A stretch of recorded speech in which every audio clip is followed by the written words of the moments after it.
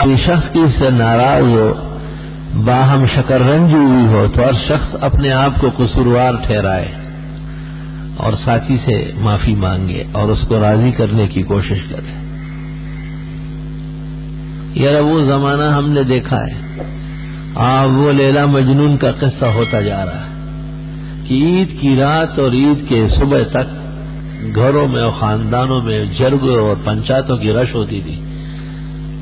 اپنے بڑوں کو راضی کرتے تھے، بیٹا اپنے والد کو اور داماد اپنے سسرال کو، بھتیجے اپنے چچا اور تایاؤں کو جرگے لے لے کے چلتے تھے کہ بھئی ہم سے غلطی ہوئی ہے، یہ زیادتی ہوئی ہے، اور بڑے بڑے تاوان ان کے اوپر رکھے جاتے تھے اور وہ بڑی خوشی سے اس کو قبول کرتے تھے۔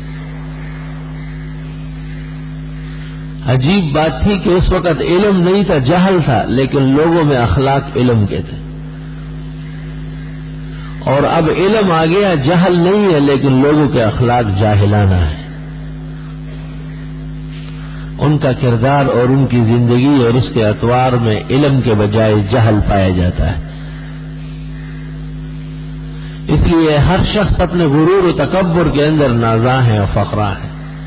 اسے یہ پتہ نہیں ہے کہ رب حضور کے سامنے اس کا کیا حشر ہوگا، یوم یقوم الناس لرب العالمین۔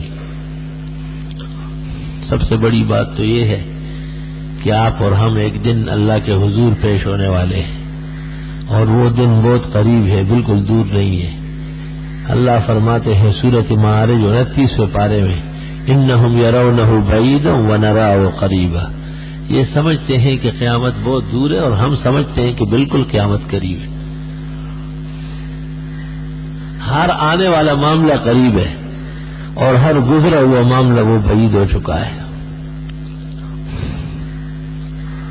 جب بندوں کو یہ احساس ہو کہ مجھ سے اگر والدین خفا ہو، ایک عورت کو احساس ہو کہ مجھ سے میرا خاوند ناراض ہو،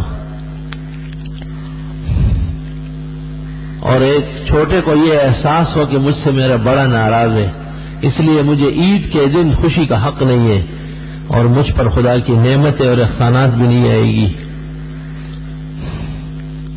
تو اس سے بڑھ کر احساس تو پھر یہ ہوگا کہ اللہ تعالیٰ کی نافرمانی نہ ہو اور اس کے سامنے سرکشی اور بغاوت نہ ہو، کیونکہ اللہ کے حقوق اور اللہ کی الوہیت کی عظمت وہ عبادت سے بہت بڑھ کر ہے۔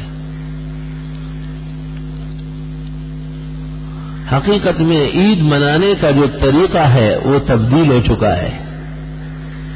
عید دنیا پرستی کو نہیں کہتے ہیں، عید اقربا پروری کو نہیں کہتے ہیں، عید چہل پہل کو نہیں کہتے ہیں، عید بہت زیادہ مال و دولت کو نہیں کہتے ہیں، عید صدق اور وفا کو کہتے ہیں، قلب کے انجلا کو کہتے ہیں،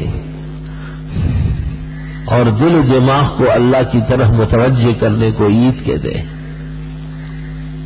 اس لیے لوگ ایک دوسرے سے معافیاں طلب کرتے تھے اور اس بات پر بہت خوشی کا اظہار کرتے تھے کہ ایک بزرگ نے ان کو معاف کر دیا اور والد ان سے خوش ہو گئے اور والدہ راضی ہو گئی اور اپنے بڑے و اقربا وہ سب ان سے راضی ہے۔ اس کو وہ لوگ عید کہتے تھے اور عید کے معنی میں یہ بات شامل ہے۔